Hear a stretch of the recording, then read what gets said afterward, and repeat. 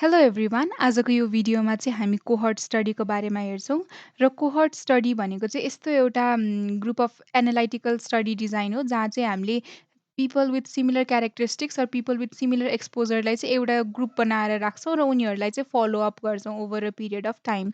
अब यहाँ के भनिएको छ भन्दाखेरि I need to find out the health effects of smoking. What study design do I adopt. स्मोकिङबाट चाहिँ के हुँदो रहेछ लङ क्यान्सर हुन्छ कि भनेर हामीले चाहिँ अगाडि अगाडि फलोअप गर्दै गयो भने चाहिँ त्यसलाई कोहर्ट स्टडी भनेर भनिन्छ। Cohort is a group of people who share common experiences or condition within a defined time period. अब cohort स्टडीलाई चाहिँ सिनोनिमसली follow-up स्टडी पनि भनिन्छ, इन्सिडेन्स स्टडी पनि भनिन्छ, longitudinal स्टडी पनि भनिन्छ, prospective स्टडी पनि भनिन्छ र forward looking स्टडी पनि भनिन्छ। A type of analytical study which groups of individuals defined on the basis of their exposure status are followed to assess the occurrence of disease.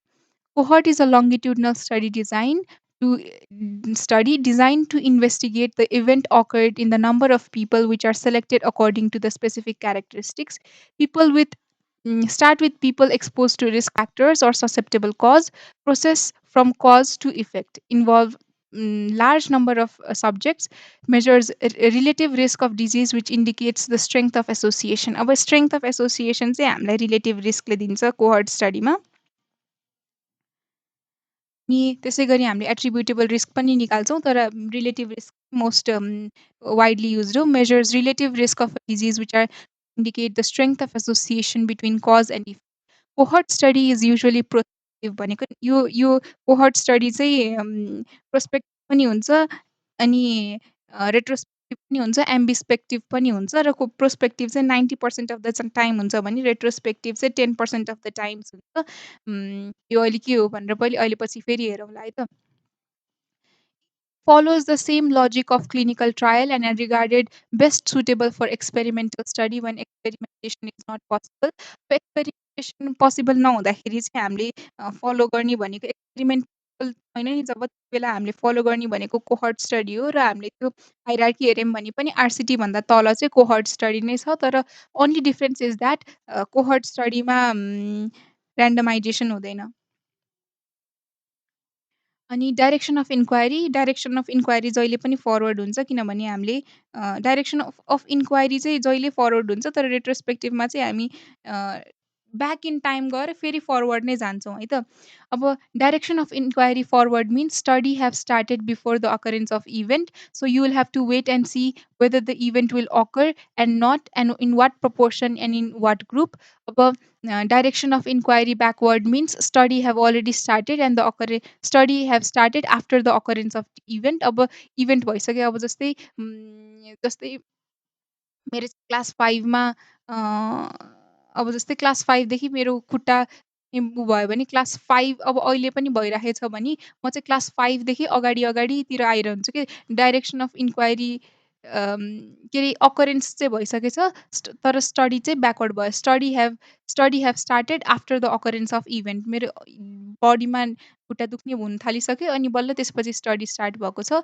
अब cohort स्टडीमा चाहिँ पहिला defined population हुन्छ अनि ऱ्यान्डमाइजेसन चाहिँ हुँदैन है। The only difference between RCT अथवा experimental design and does is that randomisation हुँदैन। नन ऱ्यान्डमाइज एक्सपोज र नन एक्सपोज गरेर एक्सपोजमा डिजिज डेभलप हुन्छ, does not develop disease. Non एक्सपोजमा डिजिज डेभलप हुन्छ हुँदैन भन्ने कुरा छ।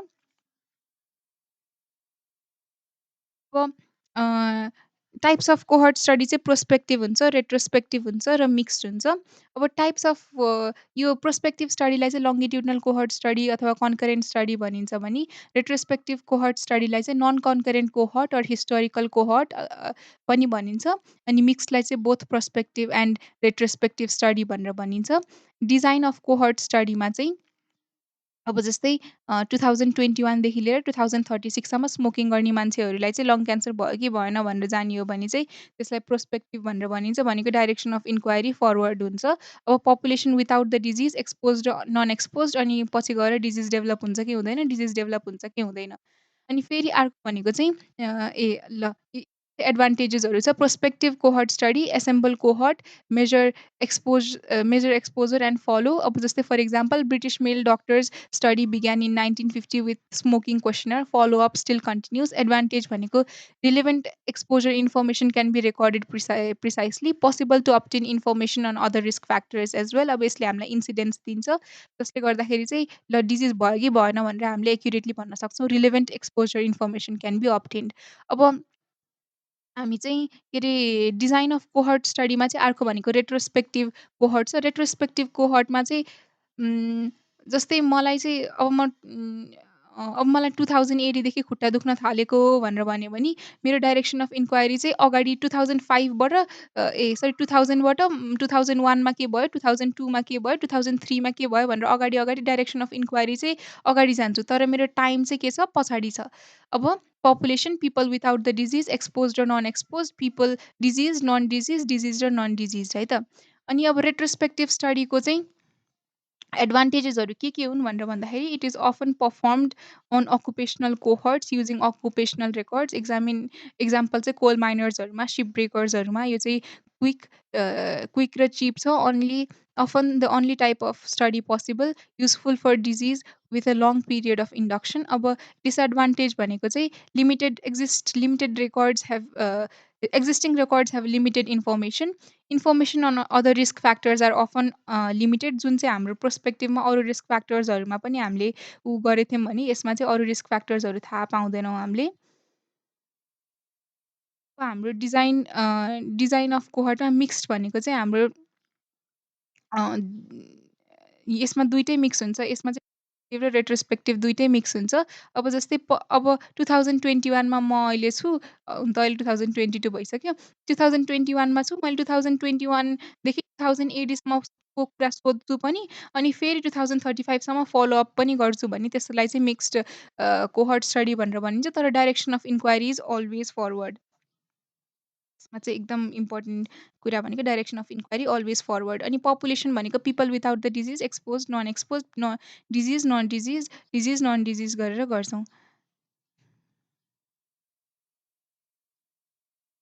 अनि डिफ्रेन्ट कोहर्ट स्टडी चाहिँ भन्दाखेरि कोहर्ट स्टडीमा इन्भेस्टिगेटरले चाहिँ start the study it is from the beginning with identification of population and exposure status exposed and non-exposed group, follow them over a period of time for the development of disease. It takes relatively long time to complete the study as long as the length of study is. Retrospective स्टडीमा चाहिँ it uses data collection uses data existing data collected in the past to identify population and exposure status, determines at present the development of status of the disease. Investigator spends relatively short time to assemble study population and the exposed and non-exposed group from the past data, determine disease status at present time with no future follow-up. अब combined prospective र रेट्रोस्पेक्टिभ स्टडीमा चाहिँ दुइटै डाटाहरू use हुन्छ होइन दुइटै prospective नि हुन्छ retrospective नि हुन्छ investigator uses data collected in the past to identify the population and exposure status भनेको एक्सपोज र non expose follow them to future for the development of disease investigator spends relatively short time to assemble study population and the exposed not exposed groups from past data will spend additional time following them into the future for the development of disease अब पहिला सुरुमा चाहिँ steps in cohort स्टडीमा चाहिँ हामीले पहिला selection of cohort गर्छौँ त्यसपछि उनीहरूको एक्सपोजर स्टेटस हेर्छौँ त्यसपछि कम्पेरिजन ग्रुप हेर्छौँ त्यसपछि फलोअप गर्छौँ अथवा मेजरमेन्ट अफ डिजिज गर्छौँ अनि त्यसपछि चाहिँ हामीले रिलेटिभ रिस्क र एट्रिब्युटेबल रिस्क निकाल्छौँ अब सेलेक्सन अफ कोहर्टमा चाहिँ population at risk should be identified in order to select the susceptible person. The cohort can be selected either from general population or from special group. The special group may include selected group of doctors, teachers, injured person, etc. or exposure group. अनि त्यसपछि चाहिँ हामीले cohort select गरिसकेपछि चाहिँ एउटा like हुन्छ नि एउटा एउटा कमन क्यारेक्टरिस्टिक्स भएको ग्रुप सेलेक्ट गरिसकेपछि चाहिँ हामीले त्यसपछि एक्सपोजर स्टेटस हेर्छौँ उनीहरूको cohort members through personal interviews or mail questionnaires उनीहरूको एक्सपोजर लिन्छौँ मेल क्वेसनर अथवा पर्सनल इन्टरभ्युजबाट review of records from medical records medical examination or special test, that is blood test, serum cholesterol, ECG, etc., environmental survey. The investigator makes the measurement and classifies the cohort members into various exposure categories. अनि त्यसपछि investigator spends relatively short time to assemble study population from exposed and non-exposed group from past data, will spend additional time following them into the future for the development of the disease. अब त्यसपछि हामीले comparison group लिन्छौँ. Comparison group चाहिँ एउटा internal comparison हुन्छ, एउटा external comparison हुन्छ, अर्को चाहिँ comparison with the general population हुन्छ. अब इन्टर्नल कम्पेरिजनमा चाहिँ हामीले त्यो त्यो ग्रुपबाट नै हामीले लिएको हुन्छौँ. त्यही जुन ग्रुपबाट हामीले कम्पेरिजन ग्रुप बनाएको हुन्छौँ त्यो ग्रुपबाटै लिन्छौँ. Internal comparison it is done among the members of cohort. त्यही कोहर्टभित्रबाटै कम्पेरिजन ग्रुप गर्छौँ भने चाहिँ कम्पेरिजन ग्रुप निकालेर कम्पेयर गर्छौँ भने इन्टर्नल कम्पेरिजन भयो. On the basis of information obtained, they are classified into several comparison group according to the degree or level of exposure to risk. त्यसपछि अर्को छ एक्सटर्नल कम्पेरिजन. एक्सटर्नल कम्पेरिजनमा चाहिँ when information and degree of exposure is not available, external control is set up and compared. अनि अर्को भनेको चाहिँ comparison with general population. If above data is not available, the exposed group are compared with the general group. त्यसपछि हामीले for a period of time उनीहरूलाई follow up गर्छौँ. अब 2020 देखि 2035 सम्म यसरी फलोअप गर्दै जान्छौँ. The problem in cohort is regular follow up of all participants. The follow up procedure comprises of periodic medical examination of each member of a cohort, reviewing physical and hospital records, routine surveillance of death records, vital records, meal questionnaires, telephone calls, and environmental measures. However, during follow-up, some members may be lost due to death or change in residence, migration, and migration withdrawal of population. Both exposures and outcomes should be clear, obvious, and measurable. यसको लागि चाहिँ हाम्रो यो analysis इम्प्लिमेन्टेसनको लागि चाहिँ हामीले basically hello